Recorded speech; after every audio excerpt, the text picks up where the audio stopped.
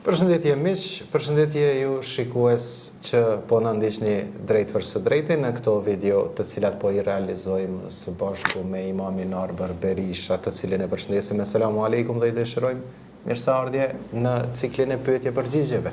Aleikum selam rahmetullahi barakatuh. Mirësevgjejmë i nderuar avni. Faleminderit për këto emisione të cilat kanë bërë bujë në dhjetra, mos them qindra kanale në rrjetet sociale, në YouTube, Facebook, Instagram, TikTok e kështu me radhë. Tash me thonë një mu fokusu të një medium i caktuar, ne jemi një super medium i përhapur, kështu që kjo është një oqean i madh që siç e kemi biseduar edhe rast kalume që edhe në Shtetet e Bashkuara të Amerikës sot televizioni po vendoset në qyshet e rrugës dhe nuk po përdoret më, sepse njerëzit s'po kanë kohë me shiku televizion në forma klasike. Sepse sot e zëvendëson smartphone ose një tablet i vogël në xhep ose kudo që je në zyre e shef një video të shkurtër. Prandaj durën zemra dhe videot e shkurtra po japin mesazhe të fuqishme për shkaku i kohës. Sakt. Kjo është pjesë e kalimit, po them, prej një kategorie të mediave në një kategori tjetër që ndoshta është e vështirë për t'u kalu, por kalohet edhe shumicën e rasteve është përqafu nga audienca kjo videot e shkurta, pajisjet e vogla, domethënë largimi nga po shkojnë shtëpi, po shtrihen, po shikoj televizor. Edhe ajo ka, si më thon, ka nisë me përfundu ajo fazë. Mirë, që me kalu drejt e në temë edhe në çështje, e dim, prof, që jemi afër, në fakt në stinën e dimrit zyrtarisht edhe është një periudhë në cilën duhet që më shumë të tregohet solidariteti ndaj njerëzve, sidomos domethënë e kemi parasysh gjatë stinës së dimrit. Si e parashes, si e gjykon Islami këtë fushë veprim, domethënë solidaritetin ndaj njerëzve, të varfërve, të pasërve ndaj të varfërve dhe sidomos me fokus të veçantë gjatë këtyre periudhave të ftohta. Sigurisht stina e dimrit është një stinë e cila ka ftofësi të madhe edhe është pak më e vështirë për terrenet e vështira malore, sidomos por dorën zemrë edhe në qytet ka raste sociale. Nuk them që ka vetëm në përfshatra, ka edhe në për qytete raste që për shembull me zja dalin me një rrogë ose me një tarën që ka kryefamiljare i shtëpisë dhe sinqerisht është e vështirë për t'ja dalë, për shkak se ka shpenzime, më shumë ka shpenzime se domethënë pra investiment të hyra. Dhe kjo është sigurisht është e vështirë, sidomos kur nana kujdeset për fëmijët dhe ndoshta s'ka mundësi të punoj në një familje mesatare, kur vetëm babaja është në punë dhe duhet më kujdes për fëmijët, për ushqimin, veshmatjen e kështu me radhë. Prandaj në këtë ne duhet mundohemi, siç thotë Zoti në Kur'an, wa ta'awanu 'alal birri wat taqwa wa la ta'awanu 'alal ithmi wal 'udwan. Pra Zoti na mëson me pas bamirësi mes veti, mu dash mes veti, mos mu rrejt mes veti. Bamirësia është kryefjala e këtij muaji të dimrit, për shkak se bie borë. Ne kemi pas rast për shembull me disa miq edhe shok që kemi organizuar, por edhe përmes shoqatës kemi pas rast që kemi çuë ushqime, veshmatje për njerëz nevojë. Dhe vazhdojmë ta bëjmë këtë përmes shoqatës, a kupton ja. Edhe por normal se na vetëm nuk mund t'ja dalim dot, pa përkrahin e bizneseve, pa përkrahin e njerëzve të cilët kanë arritur pasuri, kapital, edhe kanë mundësi me ndonë një pjesë të vogël për jetimet të varfrit, bonjakët, pastrehet dhe kështu me radhë. Mund të thotë dikush, po tash pse ai s'punon, po tash ka dalë burse se duhet me shiku pak edhe kushtet pse ai s'punon, domethënë, kupton ja. Në këtë rast, për shembull, nëse është kryefamiljari në punë, nëna i ka fëmijë të vegjël, thotë ti çojnë çerdhe. Po vllai më çon çerdhe, po duhet me paguash çerdhe, mos harrojmë. A kupton ja. Është një fazë që çdo kush mundet me përjetue, derisa të rritet fëmia, pastaj fëmia mund të bëhen të rritur edhe punësohen, edhe rritet mirëqenia në familje dhe të kalohet situata. Për çdo njeri në jetë ka situata të vështira, po ka edhe situata që arrit komoditetin në mirëqenie, po flasim. Ose subhanallahu ka pe tyre që i kanë vdekë prindrit, edhe është shumë i vogël, nuk është i aftë për punë, pra që është kategoria jetimëve ose njerëzve banjak, s'kan mundësi. Edhe aty në duhet më ia një shtytje, një qoftë bursa për nxënës për jetim, ose për studentët që s'kan mundësi punësimi, ndahen bursa të caktuara derisa të diplomohet të marrë zanatin. Dhe pastaj nga zanati ai do punësohet edhe do të gjenerojë të ardhura nga puna e tij. Sigurisht se pejgamberi alayhis salam, po dhe gjeneratat e arta vazhdimisht janë kujdesur për të pastrehet. Bilesun e pata rastin në misionin e kaluar përmenda Meri përmend edhe një herë nuk është me kap, bile është mirë, më ja rikujtu disa patriotëve me bateria. Më ju tregua se Zyber Hallulli, Zoti mëshiroft, ka qenë hoxh. Zyber Hallulli është quajtur babai i jetimëve. Ka qenë kryetari i Bashkisë së Tiranës, i pari kryetar në kohën fill pas Ismail Qemali që bëri pra vendosi pavarësinë e shqiptarëve në bashkëpunim me Isa Buletinin, me krerët e advetarëve që ishin mesin tonë, patriotëve tanë të dashur shqiptarë. Pra Zyber Hallulli ishte kryetari edhe ishte mufti, edhe ishte kryetari i Bashkisë së Tiranës, i pari kryetari i Bashkisë së kryeqytetit shqiptar që është Tirana. Dhe ai formoi edhe strehen varfënore për të varfër, për njerëz të nevojë. Pra, dhe ishte një besimtar i madh, ishte një burr i lartë, po mbi gjithë edhe patriot i madh, i ditur, i mençur. Dhe pastaj kemi raste edhe të xhallarëve, dietarëve që kanë vazhduar misionin e bamirësisë edhe në ditët e sotme. Mirë po kemi edhe në të kaluarën, mirë po kemi edhe në kohën e Muhamedit alayhis salam, që ishte vetë Muhamedi alayhis salam, i cili ushqente nevojtarët, jetimet, dhe thoshte unë dhe jetimi do t'jem si këta dy gishta në xhenet së bashku, pra afër me njëri tjetrin. Dhe ka thonë kush përkthej flokët e një bonjaku, për çdo fije të përkthjes flokut, ka shpërblim tek Allahu krijuesi. Kur të bëhet shkak me ushqyer një njeri, një besimtar në këtë botë, Allahu do ta ushqejë atë në xhenet. Edhe do t'i jap të mira atij. Inna Allahu huwa ar-razzaqu dhu quwwatil matin. Allahu thotë unë jam furnizuesi që ju furnizoj juve pa mas. Mos të bëhemi të pa shpirt, mos të bëhemi pa ndjenja, sepse edhe për ne është kujdesur dikush që ne të jemi kaq të fortë dhe të jemi në detyrat e saktuara. Kemi qenë bebet që s'kemi mujt as me ecë me këmbë të durët tona, kur nana dhe baba kanë nda kafshatë e nevojës që na veshin, na mbathin, na ushqejnë, na shkollojnë, na japin zanat edhe të bëhemi dikush në jetë, apo jo? Wa wajadaka ailan faghna, thot Zoti në Kur'an, të gjeti të varfërt dhe të pasunojnë, të begatoj me të mira, pra e ku ka më të varfër se një bebe, një fëmijë, i cili nuk ka as teshat e trupit vetë, e jo më gjëra tjera në posedim. Po. Prandaj këtë stin dimrit që mos mu zgjat, do të kisha sugjeruar disa këshilla. Kush ka mundësi t'ju blej drut e dimrit do një familje që është e smurë dhe janë të paftë për punë, ose domethënë të handikepuar, që blej drut e dimrit, ose ka mundësi t'ju çojë një ushqim për 2 muaj, 3 muaj, derisa të vjen pranvera që të kenë mundësi të dalin të punojnë në fushë ose në arës, sepse nxehet koha, pastaj mundësi të zgjatet dita dhe mundësitë për punë janë më të mundshme. Pra secili ke mundësi, ose dikush ndoshta s'ka tek shtëpia batania ose çeve, ti bëjnë dhuratë ato, ose dikush nuk ka mundësi të blej rroba, jakne, xhupa, domethënë ti bëj dhuratë. Nëse ti ke 10 copë, shpejt çat duhet 10 copë. I jepi 2 copë, 3, 4, 5, sa të kesh mundësi. Sa i lën aty normal për dekorim, për zbukurim në dollap, më mirë shpërndaje, kupton. Janë pra forma që është mirë të ndajmë edhe të bëjmë këtë sepse është shumë shpërblim i madh te krijuesi. Pa dyshim që nëse na japim Zoti na shton pasurinë dhe na ruan nga fatkeqësitë, na jep shëndet edhe të mira. Kjo është. Pa dyshim. Mirë, Do të kaloj tek një çështje tjetër që ka të bëjë me lindjen e Isait alayhis salam. Domethënë shumicën e rasteve dietarët ndoshta nuk qëndrojnë të një mendimi që ka lindur në dhjetor.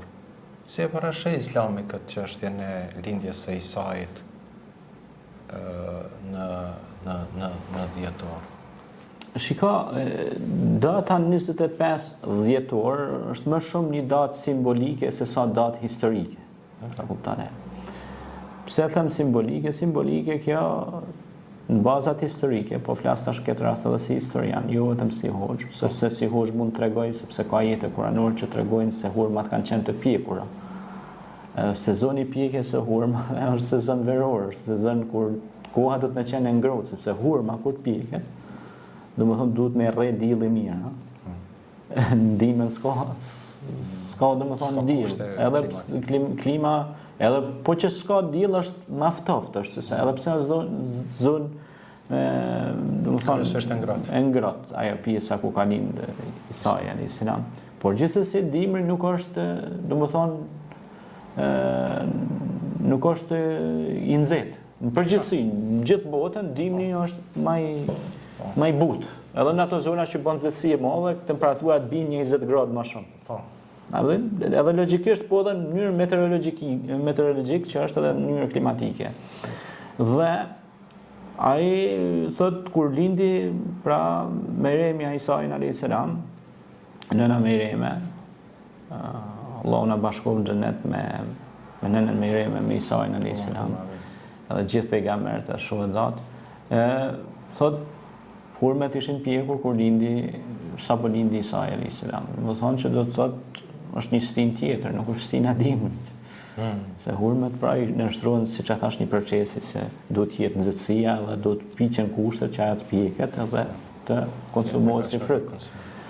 Pastaj kur them simbolike, më shumë është marrë nga traditat e lashta pagane, domethënë që sepse nëse lexoni librin e Aristill Koles, është një libër Gjuha Perëndive, thirrët ai libër, tregohet se Orfeu pas ka qenë kryqëzu para Jezusit ose që ne i thomi Isait alayhis salam. Le që ne nuk e pranojmë kryqëzimin hiç si musliman, sepse ne i thomi wa ma qataluhu wa ma salabuhu walakin shubbiha lahum. Pra ai as nuk është kryqëzu, as nuk është byt, as nuk është vrap, aty ne u kanë ngjall ashtu. Ata kanë kujtuar ashtu. Po ai është ngritur tek Allahu dhe është marrë në mbrojtje dhe do të jetë peshëve të kiametit që do të rikthehet përsëri, siç na mëson Muhamedi alayhis salatu wa salam.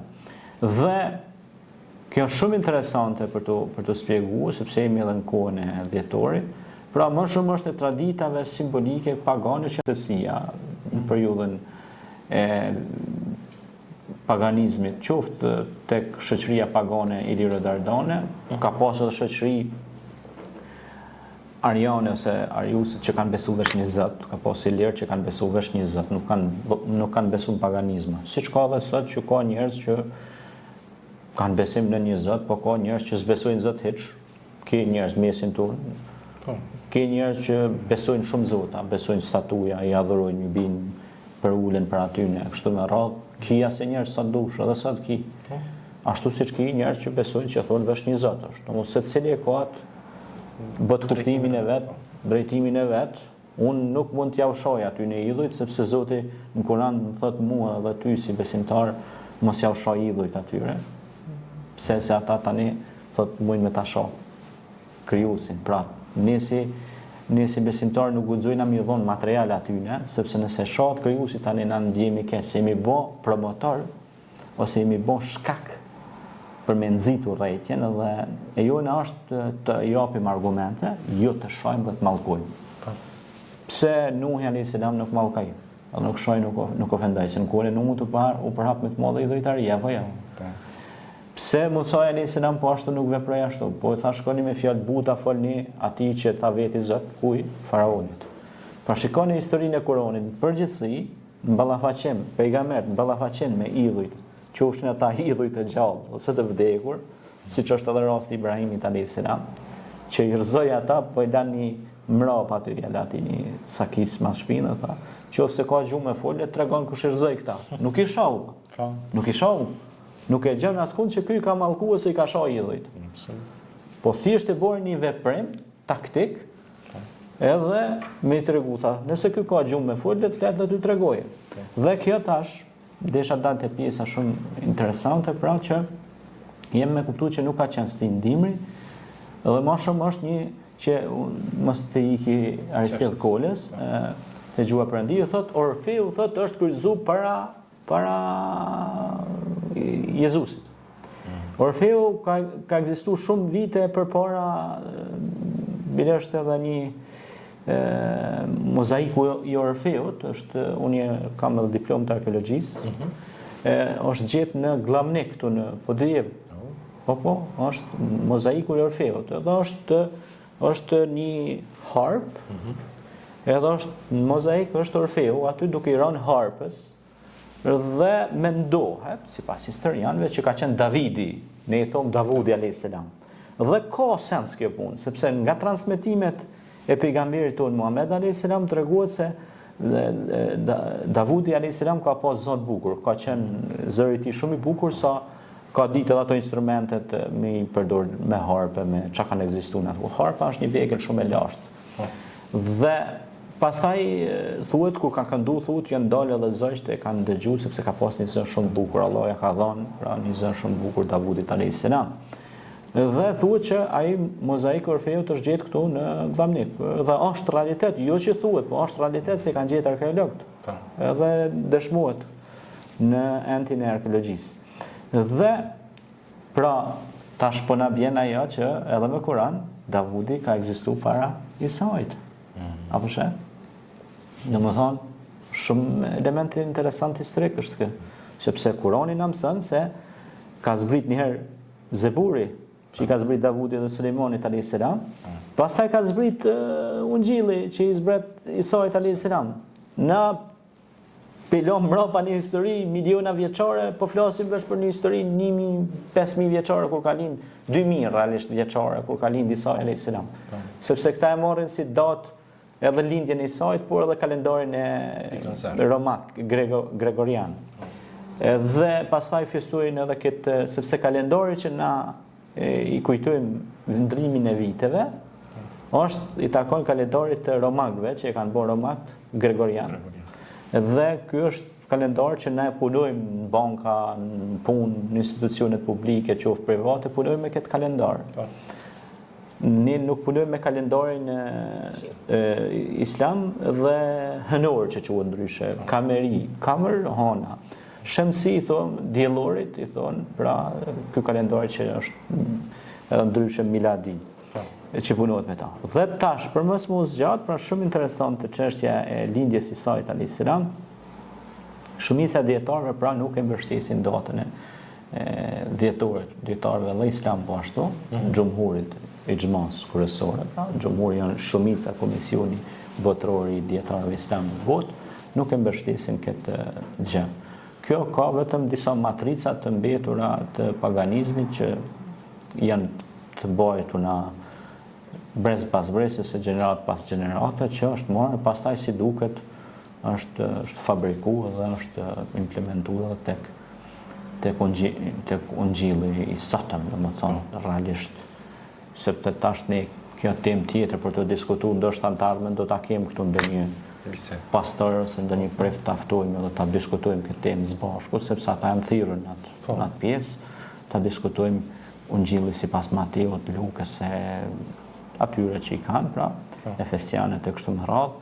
Pra, ta diskutojmë, ndoshta kjo do të jetë një temë e veçantë që ta bëjmë bashkëbisedim së bashku me ta. Në këtë këndvështrim është edhe pyetja tjetër që vjen, domethënë tek çështja e po them e idhujve ose statujave ose përmendoreve që i dim. Për shembull është në Brazil një përmendore e ndërtuar me Jezusin, ose Isainas alayhis salam që edhim. Edhe në viset të tjera të botës, në pjesë të tjera të botës, për shembull e adhurojnë Mariam, ose Mariamën që konsiderojnë. Do të kisha dash pak a shumë E di që para prakisht u ndalëm në disa aspekte, por në këtë çështje specifikisht do të ishte mirë që të flasim. Po. Çka, domethënë si mund ta gjykojmë në këtë aspekt, domethënë adhurimin e Isait alayhis salam që kanë bërë përmendore në Brazil edhe çështjen e Meriemës ose adhurimin ndaj Meriemës ose Marias. Shiqa është shumë interesante për të diskutuar kjo temë, për shkak se i kemi pa ato në Rio de Janeiro, në Brazil, është një statuj diku 38 metra lartësi. Po flasim që kanë vendos Jezusin. Brazili janë shumicë besimit krishterë dhe besojnë. Normalisht edhe ata investojnë shumë për besimin e tyre, domethënë e kanë pjesë të shpirtërorës, na kupton ajo. Siç thash më herët, ata kanë besimin e vet dhe ne kemi tonin, absolutisht. Mirë, po është të çështja e gjykimit islam, se Islami i tregon këto gjëra. Prandaj ata kanë besimin e vet, ne tonin. Besimi jon Islami na mëson që ne nuk duhet të adhurojmë statuja, a kupton ajo? Nuk duhet të besojmë statujave. Sepse shpesh herë njerëzit i ngatrojnë gjërat edhe tek besimi jon. Besimin ton nuk ka me adhuru për shembull Ave Marien. Ne besojmë Allahun dhe respektojmë Meremen në këtë rast si nënën e Isait dhe morrim si shembull, pse jo, dhe frymëzim që edhe për gratë besimtare, për motrat muslimane besimtare, ta kenë si shembull ata. Ne nuk jemi kundër asgjë. Biles përkundrazi, ne i kemi si frymëzim, si shembull për bamirësi, për moral, për ndershmëri. Pra të morim ato sjelljet e jo të shkojmë të bëjmë aty aktrim.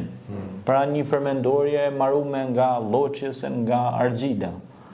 Ose të marrim shpeshherë që na ka ndodhur, kemi pa për shembull rrjetet sociale e merrshin statujen, kam pa diku në një lagje të Italisë, e merrshin statujen e Marias, kinse Meremës, e mbajshin kështu në shpinë, edhe ishte edhe Jezusi aty, kinse i ndërtuar nga Lloçi dhe Argjida dhe vraponin me i taku bashk. Edhe tash kjo është bërë dhe meme, ndoshta e keni parë në rrjetet sociale. Dhe tash kjo, kur të shikosh shikim të parë, me gjitha shpejtësi të madhe, njerëz të gjallë të bajt një objekt të vdekur në shpinë, duke shku kinse po i takojnë bashk, kinse nonën me djalin, duket pak një lloj egzagjerimi pak në shikim të parë po flas. Domethënë, sikur e te i kalon pak edhe logjikën, po mund thotë dikush tash logjika dhe besimi janë dy rrugë të ndara. Mirë, po besimi thret në arsye. Kurani thret, a nuk po mendoni, a nuk po logjikoni, a nuk po e rrahni këtë çështje, analizoni pak, a përdem. Jo me njëherë me kalu, domethënë, pa i analizu gjërat, pa u ndal pak, domethënë, me njëherë me kalu, çka të dalë përpara tash do adhuroj. Jo, po kjo është hyni, jo ky hyni. Po hyni, ajo është krijuesi ka kriju njerëzit. Atëherë po i bën që pas vdekjes time ose tonë, sa ne pe mbarojmë një përmendore 40 metra tonë, ka qenë burri i mirë në avnia. Ka dhënë sadak me dorën vet, ka bë punë të mira, tash na po ta marrojmë ty një përmendore 40 metra katror. Edhe po fillojmë bim falemi ty. Kjo është njëri edhe ti, njëri ka qenë edhe Isa alayhis salam, njëri ka qenë edhe Meremja. Tash mund të thotë dikush, po jo, ata kanë qenë dallum. Ne pranojmë që kanë qenë dallum. Nuk ja hekim as një pikë as një presje. Sa Allah i ka dalluar në Kur'an. Po Allah na ka mësue, po jo veç Allah, por ata kanë thonë në gojën e vet adhurojnë Zotin. Pra Isa i ka thonë adhurojnë Zotin. Bënu ndihmtar të Allahut. Ja ajeti kuranor që thotë shumë bukur. Ja ayyuhalladhina amanu kunu ansar Allah, kama qala Isa lil havariyun. Nahnu ansar Allah. Ju tha nxënësve vet. Tha bënu ndihmtar të Allahut, Zotit. Tha na jemi ndihmtar të Zotit. Na adhurojmë Zotin. Pra nxënësit e tij, por ju binden mësimeve të kujt, të mësuesit, sepse Isa ishte në këtë rast mësuesi i tyre, i nxënësve të tij. Po dhe Meremja, kur hyri brenda edhe erdhi Zakariau, edhe i po gjitha ato ushqimet mira, edhe gjitha ato bollek të madh, tha, çka janë gjitha këto bereqete? Tha, hadha min indillah. Tha, këto janë prej Zotit. Pra janë furnizim nga Allahu. Por edhe falenderoj kanë Zotin. Prandaj, kjo është shumë e rëndësishme që ne të kemi kujdes mos t'i ngaturojmë gjërat, po t'i lexojmë me vëmendje dhe t'i studiojmë dhe t'i shikojmë me syrin e analizës dhe studimit. Por edhe me dritën e besimit, absolutisht. Kjo është. Mirë, pyetje tjetër që është mjaft e rëndësishme është çështja e sabrit ose durimit.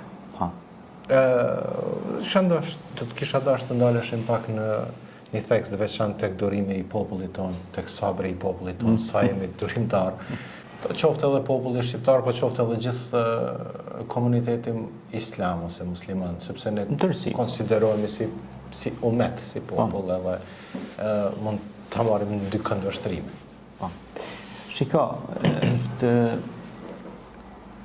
durimi është një ndër çelësat e suksesit të një shoqërie njerëzore. Në përgjithësi po flas. Në tërësi. Nëse dalim tash edhe shohim komunikacion, çfarë zhurmë bëhet? Sa herë përdoret ai sinjali zhurmuesi buria, ku i bin. Pastaj nëse shohim dikon duke vozit me fëmijë të vegjël nuk i japim përparësi, a kupton ajo? Ne duhet ta ndërgjegjësojmë ndërgjegjen tonë dhe ta furnizojmë me katalizatorët e mirë të imanit, të besimit. Besimi na mëson që të jemi sabërli, të jemi durueshëm. Zoti thotë në Kur'an inna Allaha ma'as sabirin, Zoti është me durimtarët. As-sabru di'an, thot pejgamberi alayhis salam, sabri është shkëlqim, është dritë. Ose ka ndodhur raste, për shembull, kemi kërkuar një ndihmë nga një mik ose një dashamir dhe ai ndoshta nuk e ka pas mundësimin na u përgjigj. Me njëherë na kena vlu, kena thonë, ky është armik i jam. Jo, ndoshta Allahu s'ja ka mundësuar një herë mundësi. Pra me njëherë ne kthejmë. Nga oja shkojmë tek zhëja për një herë. A dhe Kurani ka zbrit për 23 vjet. Me pas dashur Allahu kun fiyekun. Ish bë më herë për 30 sekonda. Ose me njëherë ne paragjykojmë arbrin ose avnin. Ma ky është i deviju. Ma ky kështu. A kupton? Pa e njoft, pa e ditë. Na e dimë edhe në Kur'an që është një ajet kuranor të vërteton e lajmin para se të flisni, sepse është përgjithësi çfarë nxjerr nga goja jote. A kupton ajo? Biles populli thoshte pa hungër dy thas kryp me ta nuk mundesh me ditë, me njoft. Edhe ka ndodhur se ke hungër dy thasë, tretin edhe s'ke mujt me njoft. Pse? Unë shpesh herë them, ne akoma s'kemi arritur të njohim vetveten e po njohim tjerët. Njeriu duhet ta njohë s'pari vetveten. Njohja vetveten s'është njohja e Allahut. Sepse Zoti thotë në Kur'an. Ne do t'ua bëjmë të mundshme që të shihni argumentet tona në horizonte, në mos në horizonte edhe në veten e juaj. Fi anfus, në veten e juaj. Pastaj njeriu është i nxituar. Zoti thotë në Kur'an njeriu është i gotshëm. Prandaj ky njeri duhet ta ushqejë veten e vet me durim. Pse? Sepse nëse nuk bëjmë durim mund të shkaktosh dëme të mëdha mbrapa, të parikuperueshme. Shpesh herë edhe nga kultura e leximit po flas, po edhe nga kultura mediatike, shpesh herë shumë ngjarje që ndodhin në efekt. Ngjarje të padëshirueshme. Shumica e ngjarjeve që ndodhin në efekt, ato janë ngjarje që na bojnë që t'jemi pastaj ai që ka bëu ngjarje fillon të pendohet mbrapa. E thotë ç'a bona. Kam bëu domin shumë të madh. Pse nuk është nal, nuk ka duru pak me duro pak. Dëgjoj deri në fund komunikuesin që e jep komunikimin e lajmit. Që e transmeton një diçka. E jo me një herë ta godasësh. Letë është të mbyllësh derë, si të hapësh dyrë. Pastaj pejgamberi selam na mëson në një rast shumë interesant erdhi një njerëz te pejgamberi selam dhe tha Më këshilloi, ishte shumë i acaruar, shumë i hidhruar. Edhe më këshilloi, bërtiste, ulëriste. Pejgamberi Islam i tha, mos u nxe, mos u nervozo, me qetësi, me butësi të madhe pejgamberi Islam. Prapë i tha, më këshilloi. Pejgamberi prapë butë, qet, mos u nervozo. 3 herë. 3 herë, ai shkoi doli për jashtë. Shkoi te shtëpia, mos i piu pak ujë, qetësu pak bismillah. Tu analizu pse nuk më kur far këshille pejgamberi alayhis salam dhe tha, dikur u ndal, tha sallallahu alaihi wasallam, tha paqja dhe mëshira e Zotit qoftë mbi pejgamberin ton. Unë pas na qenë me nerva se pas na ditur. Se pas na kuptu vetveten mas pari, se pas na njoh veten time. Dhe çfarë ndodh? Pra ai e kuptoi se pejgamberi ishte qenë duke këshilluar që mos jetë nervoz, të jetë sabërli, të jetë i durueshëm, mos nxitohet. Kjo është shumë e rëndësishme. Shumë e rëndësishme. Ne si popull kena nevojë shumë ta ushtrojmë artin e të komunikuarit, qoftë me një njeri të thjesht, qoftë me një njeri që ka një pozitë caktuar, qoftë me një njeri që vjen edhe nga shtresat më të rëndomta, po edhe me një njeri që është i arsimuar, ose akademik, ose thirrje e tij. Pra, duhet dish se si të komunikojsh, është art. Biles Kurani shumë flet për artin e komunikimit. Është akademi në vete. Komunikimi i Musait, komunikimi i Musait me Zotin, komunikimi i Musait me magjistart e faraonit, komunikimi i Harunit Musait me faraonin, komunikimi i pejgamberit alayhis salam në hutbën e lamtomirës me popullin e tij, format e thirrjes, format e diksionit, format e ngritjes dhe uljes dhe vibrimit të zërit. Këto janë forma ose sinjale që ne duhet dim se si të flasim me një. Pastaj ka edhe forma që duhet mbajt distanca gjatë komunikimit. Forma, pastaj ka pas raste pejgamberi Islam që s'ka fol fare, po heshtja ti ka fol. Kjo është shumë e rëndësishme, ato hin krejt edhe tek durimi i njeriu, sepse njeriu mbas të lëvizjeve të tij, gjuhës së trupit, formave të komunikimit jep mesazhe. Në kuptoj. Mirë, do doja të ndalesh edhe në një çështje tjetër, që nuk e di, ndoshta edhe është shpjeguar me ndonjërin nga xhallarët më herët, por s'është që kam dëgjuar unë. Është çështja, jemi në periudhë dimri, domethënë tash edhe pritet në rreshë bore, edhe situatë bore, edhe kur ka borë, rrjedhimisht na krijohet ideja, mundet me marrë njeriu abdes me borë. Edhe cila është metoda e marrjes abdestit me borë? Ndoshta dikush mund thotë, po bora është prej ujit, aty jemi, që është ngurtësuar. Si është shpjegimi në këtë rast? Shiko, abdesi me borë, realisht, bora kur shkrihet, bëhet ujë, a kupton e? Bora kur shkrihet bëhet ujë. Dhe sigurisht se nëse kemi mundësinë për ta shkriar atë borë me bë ujë, mu shkri, atëherë mund të marrim abdes me ta, sepse ndryshon gjendja e saj. Mirë, po nëse ajo është shumë e ngrirë dhe e pamundson komplet, domethënë për të hyrë në kushte shumë të vështira, Zoti na ruaj, ndoshta vjen edhe deri te efekti me vdekje njeriu, sepse shkojnë të korë, në raste shkon temperatura për shemb disa vende që janë shumë të thella, malore në shku minus 20 gradë, minus 40, ti shkon me marr abdeset, bën një fark zemër dhe skret. A kupton e ja? Tash çka ke bën ti? Tu mundu me hinë sevap, ke hinë sharr me vetveten, sepse Zoti thot Kur'an, një ajet kuranor thot mos i vrisni vetët e juaja me durët e juaja. A kupton e ja? Dhe në këtë rast, nëse ti e sheh rrezikshmërinë më të madhe, ti duhet të ikësh rrezikit se Zoti ta ka dhënë mendjen. Patyshim. Mos hin në zjarr se digjesh. Po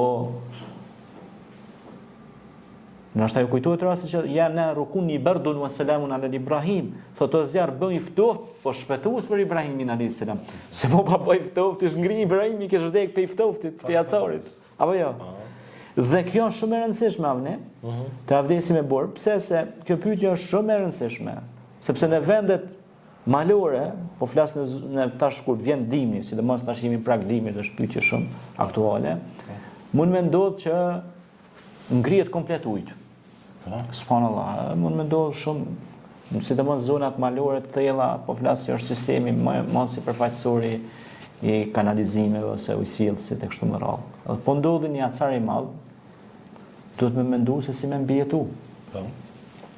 Nëse është burë e madhe, merr edhe zjarrin edhe e shkrin atë borën edhe ujin e bën për mu la, për mu marrë avdes e kështu me radhë. Por nëse nuk ekziston kur farloj mundësie e tillë, Zoti na ruajt. Aja quhet edhe imediate, atëherë tejmumi. Me dhej. A kupton aja? Merr avdes me dhej, do të tejmom këtë rast, do të thonë me dhej, por kjo është e fundit krejt. Tejmumi është kur s'ka ujë hiç. Edhe kur s'ka mundësi për me gjeneru ujë hiç. Mirë po, na ka ndodhur, ne tash po flas pak edhe me pej dëgjumeve, pej gjeneratave dhe brezave që kanë kalu. Fshati pej ka vind të gjyshem i Nans në këtë rast. Ai ka jetu në një periudhë paraardhjes së diktatorit Enver Hoxha. Edhe ai ka fol 5 vakte namaz. Po flasim 100 vjet më parë veç. A kupton e vitet 1925-20 ashtu. Dhe ai tregon se binte borë shumë e madhe ku jetonte ai, edhe akoma ai ka trojet atje. Edhe kur binte borë e madhe ngriheshte edhe ujë. Edhe unë detyrohesha me marr avdes me borë. Për me fal namazin. Kemi shkri ujë e akull, akull dhe borë kena shkri, kena bo ujë, kena ngro për me u la, mu pastru dhe me marr avdes. A më kupton e ja. Dhe kjo ka qenë një metodë që njerëzit e kanë përdorur në një të kalume, por nuk përjashtohet mundësia që edhe në tashme me ndodhë një fenomen i tillë, sepse me të ngri për shembull ujësillësi. Edhe midis Prishtinës mund me ndodhë kjo. Sepse nëse shkojnë temperaturat -30 gradë, këto quhen masat sigurisë. Në institucionet tona publike ka departamente të caktuara që kujdesen për çështjet e emergjencave. Apo kupton e ja. Dhe tash për shembull po ndodhin ndonjë ngritje e madhe, -30, -40, rreziku shumë i madh mu ngri ujit. Do të më marr gjitha mosat e mundshme se si me gjeneru, detyrohesh me marr një herë, me shku me mush, me bor, me shkri, me mjetet sofistikume për me marr avdes. Kjo është. Mirë, e bëjmë një pauzë kthehemi. Faleminderit. Prof, po vazhdojmë me pyetjen e radhës për këtë edicion të sotëm të pyetje përgjigjeve që po e realizojmë së bashku. Është fusha e qëllimit të ardhjes sonë në jetë. Domethënë, cila është qëllimi kryesor i ardhjes sonë në jetë, edhe si mund ta shtjellojmë këtë çështjen e ardhjes sonë në jetë. Në surën Dhariyat në Kur'anin famlar, në fjalën e Zotit Madhërisëm, është një ajet i shkruar me germa të harta, ta quajmë ashtu, që Zoti i Madhërisëm thotë në Kur'an: "Wa ma khalaqtul jinna wal ins illa liya'budun." Unë nuk i kam krijuar xhinët dhe njerëzit për tjetër vetëm se të më adhurojnë mua. Me fol për fushën e adhurimit është një nocion shumë i gjerë dhe shumë i gjatë si nocion. Mirë, po na do të mundohemi në mënyrë pika shkurta me tregu. Adhurim është kur ne kemi dashuri ndaj Allahut, kur kemi frikë, respekt ndaj krijuesit që na ka kriju, kur kemi tevekul mbështetje tek Zoti i Madhërisëm. Kur pra i kemi komponentet e adhurimit, dashurisë dhe frikës dhe çdo gjë pra e bëjmë për Zotin. Si salatin, si namazin, si çdo veprim që e bëjmë pra edhe kurbani, edhe çdo vepër që ne e bëjmë për Allahun subhanahu wa taala. Dhe kjo është adhurim, pra përkushtim në ibad, pra ibadet. Ibadet është edhe falja namazit, është adhurim. Ibadet është edhe zeqati, edhe shtyllat e islamit, imanit, janë adhurime. Adhurimet janë që shihen, po edhe ato që nuk shihen. Të quajmë ato fizike dhe ato abstrakt ose metafizike. Për shembull, besimi me gjuhë, që e shpreh dhe përmend Allahun, besimi me zemër, a kupton? Dhe me vepra. Me vepra, domethënë, ka thonë Allahu largoni pengesë nga rruga, ose falë namazin ti fillon lidhesh të birë, shikohet pra fizikisht. Ose ka thonë ushqej jetimin, pra i jep bukën, i jep ato, të varfër nevojtarit. Pra fizike janë ato që shikohen, veprimet tona, çdo veprim i joni, pra që shihet quhet veprat tona. Inna alladhina amanu wa amilus salihat ulaika hum khairul bariyah, thot Zoti në Kur'an, ata që bëjnë veprat mira, në krijesat më dashur atë one, pra veprimi. Mirë po thot fjala e mirë ngrit dhe veprën e mirë. Sa interesant. Domethënë nëse ne flasim non stop mirë, ne ja bëjmë edhe rikujtim trurit tonë dhe memorjes tonë që ne duhet të rreshtohemi në safin ose në rreshtin e mu'minunëve, besimtarëve. Qad aflahal mu'minun, kanë shpëtuar besimtarët. Do thot alladhina hum fi salatihim khashi'un, të cilët janë të kujdesshëm ndaj namazit të tyre. Janë të kujdesshëm ndaj smurve, ndaj bonjangëve, ndaj njerëzve të braktisur, të smur. Ne kemi me qindra me mira raste në historinë islame, se si Abu Bekri kujdesej ndaj të moshuarve, ose kemi raste në kohën e Resulullah sallallahu alaihi wasallam që kujdesej ndaj njerëzve me nevoja të veçanta. Kemi pra shumë raste që historia islame na i tregon se si ata kanë qëndruar gjithmonë pranë njerëzve në nevojë dhe janë kujdes për ta. Dhe ajo i ka bërë ata dhe më të mëdhej. Pra sepse ajo kujdestari që ata kanë bërë, e kanë bërë vetëm me fitu kënaqësinë e Allahut. Nuk e kanë bërë për sy e faqe, po e kanë bërë me fitu kënaqësinë e Allahut. Pra i kanë ndihmuar smurët, i kanë ndihmuar njerëzit në për spitale, e kështu me radhë, janë kujdes ndaj smurëve vetëm me fitu kënaqësinë e Allahut. E Allahu i ka lartësuar këtë botë ata bamirës, edhe pa dyshim Allahu do t'i lartësojë edhe në botën tjetër. Allahu do t'ju jep të mira në këtë botë, po pa dyshim do t'ju jep edhe në botën tjetër. Veprat bamirëse, siç është dhikri, namazi, e kështu me radhë, janë ibadet, janë adhurim. Po edhe martesa është adhurim, që është temë vete për të diskutuar. Që e kundërta e saj nuk është adhurim, është gjinaf. Kur një njeri i plotson kushtet për martesë, qoftë ashtu fizike, qoftë ato materiale, imanore, lëndore, kështu me radhë, pra ai e ka të obligueshme martesën. Intimiteti me bashkëshorten është ibadet. A kupton është adhurim. Sepse pejgamberi sallallahu alaihi wasallam thonë, unë krenohem me umetin tim që martohen, që falen dhe që falen kur është koha për të falë. A kupton ajo? Ndajnë kohë dhe çaste për familjet e tyre, dhe më i miri për jo është pejgamberi sallallahu alaihi wasallam është ai që sillet mirë me familjen e tij, me bashkëshorten, me nënën, pastaj me njerëzit që e rrethojnë, sepse edhe nëna në këtë rast që na ka marrë bark është nënë. Po edhe ajo që është bashkëshortja është nëna e fëmijëve tonë, të dyja janë nëna. Dhe secila duhet të ketë respektin edhe kujdesin e vet. Allah i shpërbleft nënat tona për mundin që japin për ne, për ushqimin që na kanë dhënë, për bukën që na kanë dhënë, Zoti i shpërbleft në këtë botë. E ata që si kanë Allahu, inshallah, ja mundson me i taku në xhenetet e tij të bukura. Pra, ibadeti është një qëllim i ardhes në jetë këtij njeriu, është me bë ibadet, me bë vepra të mira, me fol mirë, pra gjuhën ta ka dhënë Allahu me fol mirë. Mendjen Allahu ta ka dhënë me mendu mirë.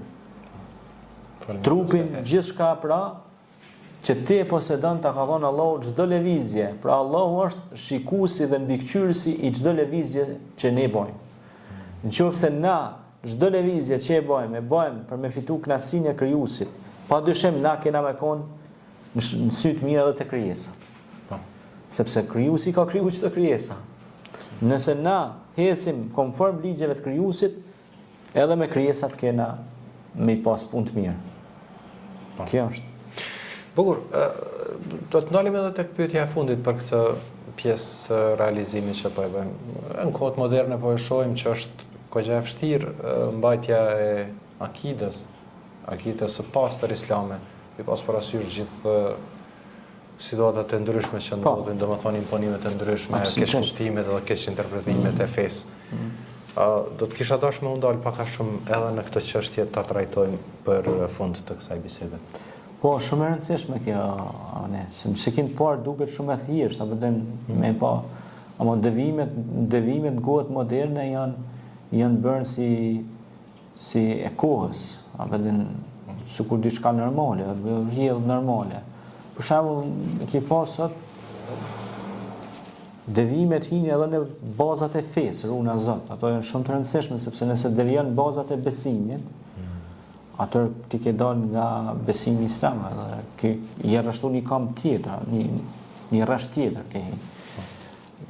Sikur puna e deles që ndahet nga Kopeja dhe Hanujku, kupton e jam. Besimi akidja shumë e rëndësishme, besimi tek Zoti shumë i rëndësishëm, mos me adhuru zotat të tjerë të rrejshëm, me besu një Zot që është i pari që s'ka fillim dhe i fundit që s'ka marim, lejse kemi të lihishin wa huwa samiul basir. Me njoft atë, me njoft krijesat e krijuesit, mos me adhuru krijesat, po me adhuru krijuesin. Pastaj devimet moderne ndodhin kësaj që e marrim si shembull tash konkret, vjen një këngëtar ose një këngëtare me renome botërore, po supozojnë në Prishtinë, në Tiranë, në Shkupa, kudo që jetojmë ne si shqiptar. Thot e adhuroj, thot filan këngëtari. Vdes thot për ta. A mi thonë për nonën e vetë, ty bën thot ashtu, që ja ka bo kryer. Se edhe për nonën duhet me pas kujdes, mos me thonë e adhuroj nonën. Po unë me thonë kujdes në ndaj nonës, Allah më ka ordnu mu kujdes ndaj nonës dhe babës. A kupton? E ti po vdes për një këngëtar ose një këngëtare që me apo gjysën e trupit ndoshta me ja shiku, si dalë në për media, në për rrjetet sociale, kejt e ka me tatuazha me gjerpnej, me akrepa, me lloj kafshë dhe e ka shpërfytyru veten e vet si krijesë Allah. Pra Allah e ka zbukuru insanin, e ka kriju, ja ka dhënë dritat e syve, flok, pamjen se si duket njeriu. Po ai ka shku e ka bën një skorpion këtu. E kanë ndresh një strell këtu, një shigjet këtu. Pra e ka shpërfytyru veten e vet ky njeri. Allah inshallah ju lëzon ata njerëz. Ose e ka bë do far tatuazha këtu te qofa, i ka bë si shigjeta, si flak, mu do, si zjem. Edhe ndoshta edhe të më ndersa ai tipi. A kupton ai, ja? Sa të kthen nga një deg shkon në një deg tjetër, mu më vjen keq me disa që kanë njohuri fetare për shumë vitesh që kanë besu për një mes i ndodhi zbulimi epokal i madh se u bë musliman edhe filloi po më shumë çuditna me këtë pjesën tjetër se po. A kupton? Shumë shpejt i akceptojnë. Shumë shpejt i kapin gjanat edhe ato që për sa vjet kemi bashkë, 20 vjet gati në për radio, në për televizionin të promovu davetin islam edhe thirrjen islame, por edhe kulturën e traditën tonë si shqiptar. Edhe prapë themi se nuk kemi bërë ku me ditë se çka. A kupton ajo edhe nuk mburremi me këto, po ndjehemi krenar që Allah na ka mundsu me atë pak mundësi që kemi të japim kontributin tonë, me atë dijen tonë vogël në fund të oqeanit, aty të fundit të oqeanit. Sot na jep Allahu frymë e shpirt për me shpërndarë mirën e Zotit nëpër tokë. Qoftë me gjuhën tonë, qoftë me lëvizjet tona, me çka na ka dhënë Zoti në mundësi. E ai del për një ditë edhe bëhet allamatul hujjatul islam, kupton, dietare vule e dinit islam, kupton, Allahu na ruajt. A kupton? Ku prapë tham jam një nxënës i vogël, një student i Kuranit, asgjë më shumë nuk jam. Student në fund klasës. Fundit atje qysh i klasës jam. Kem botu deri tash një 15 libra, që 10-20 vjet me kryen libra ato najt.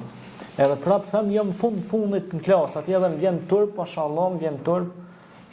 Kur dal para një mësuesi tem ose një kolegu ose edhe kjo modestia jon tani veç e ka një anë të keqe. Po ka dhe anë të këqija për shkak se pastaj po ju japin zë hapësirë tjetër ignorantëve, njerëzve të paditur. Jo s'dal në televizion, s'dal në radio, s'dal aty, nuk muj me shkruajt to mirë, pra nëse ti nuk i jep ato çka i ke mësuar në medresën, fakultet, studime islame, magjistrature, doktorature, akademie, kështu me radhë, libra të lexuar. Nëse ti nuk i ndan me tjerët ato, ku i pëja lep hapësirën për mi promovu? Jep hapësirën tyre që spiritojnë me dalë. Tyre që spiritojnë fare me dalë. Dhe ka raste den rrugë e merr mikrofonin gati sa se shtim te goja ka dalë se në tren. Altia çka është. Çao kjo. Me paturpsinë më të madhe ti ndoshta ke dalë me pini kafe me familje ose një ëmbëlsirë, ai vjen ti në ëmbëltura aty me mikrofon. Çfarë mendimi keni për kështu? Apo edhe në gazetari ka etik, bre. Ka etik. Edhe në gazetari, po edhe në shoqëri, po edhe në çështjet e davetit ka etik. Edhe mu vjen shumë keq se këto media gjigante që kanë shumë shikueshmëri i marrin disa personazhe të çuditshme që a kupton e jam. Klikimi. Po, është bot klikimi. Maj mend veten time para 9 vitesh isha aty po një emision 9 vjet më parë. Po fol për librin tim Historia e Islamit te shqiptarët. Tash para 9 vjeç kam qenë në për emisione televizive dhe nuk u përmbysdonjoja që isha në një emision. S'është asnjë gjë.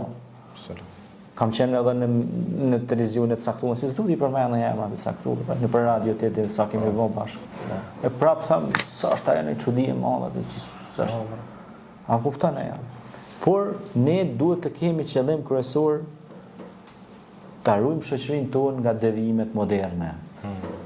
Pra mos krijojmë idhuj modern të kohëve të sotme. Për shembull, ky është vip thot, apo kupton filën këngëtari ose artist ose showman ose showgirl ose çka i thon këtyne, edhe fillon me adhuru, edhe fillon non stop ato me dëgju, harron edhe Kur'anin, harron edhe krijuesin krejt, e ngon është i aftë me ndëgjue 7 orë filon këngëtare, nëse filon këngëtarin 5 orë pa ndërprej muzikë as nolet aty ai i ka bujnë 100 milion klikime në YouTube. Qaj këngëtare se këngëtarja, që Bobaki vesh një person e ka ngu 10.000 herë që to. 10.000 herë, bre. Kur'an me ngu 10.000 herë mëson për mesh. Mëson bosh hafiz Kur'ani. Po, vallaj. Edhe ta shallaj. Subhanallah, a kupton? E ke lënë fjalën e Zotit. Hajt po them, s'pengon fjalën e Zotit. Po mësoni gjuhë huaj. Ose banoj do bësh. A di që ka njerëz sot që nuk dinë me dhon ndihmën e shpejtë. Ki plot mesin tu. Që është shumë e rëndësishme ajo. Se tash ne na ka jetojmë në një shoqëri që larg qoftë një aksident, një diçka tjetër, ke qellu që aty jep ndihmën e shpejtë. Nuk e din çto.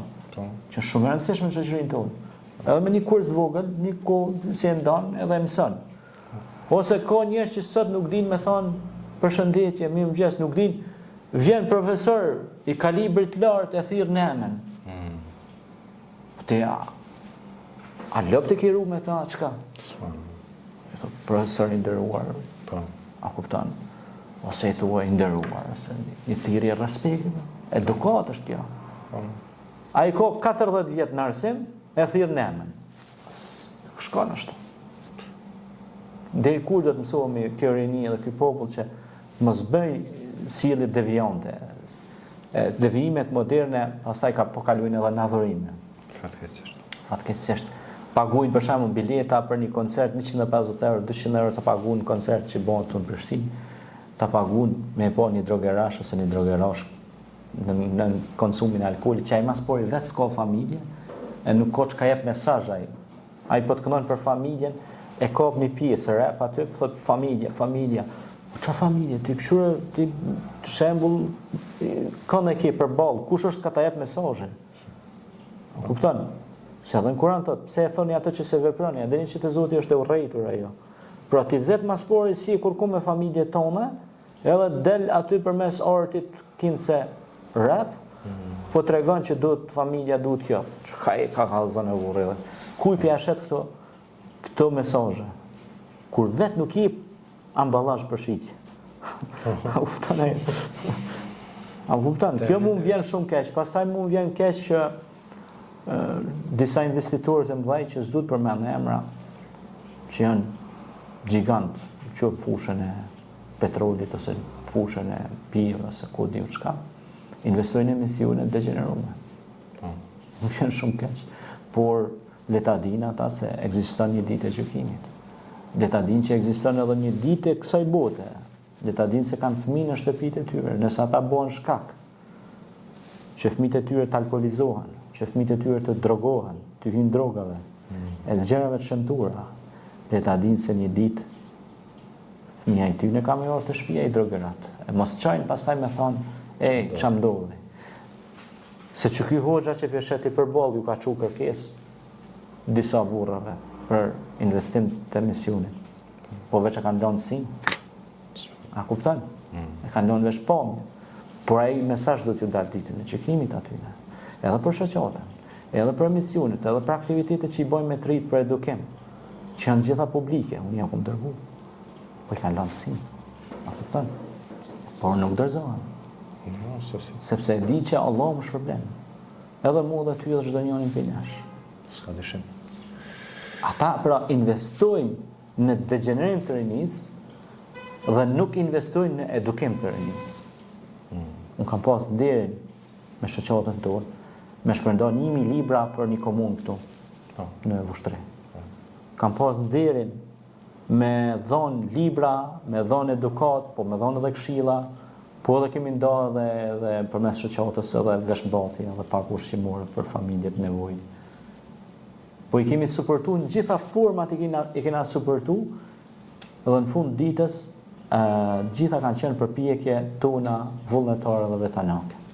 Dhe askush nuk na ka përkrahur. Vetëm Zoti i Madhërisht. Ai është përkrahësi më i mirë. Faleminderit. Faleminderit edhe ju shikues dashur, ju që i përcjellni këto video materiale, ju ftoj që nëse keni pyetje edhe çështje të cilat dëshironi ti trajtojmë së bashku me profën në edicionet e ardhshme, mund të na shkruani në komente pyetjet, besoj që do t'i marrim me shumë kujdes dhe do t'i trajtojmë në edicionet të tjera. Profët e njerë, faleminderit shumë. Allahu shpërblet. Amin, inshallah. Selamu alaikum, rahmetullah, gjithë shikuesve. Selam, faleminderit shumë.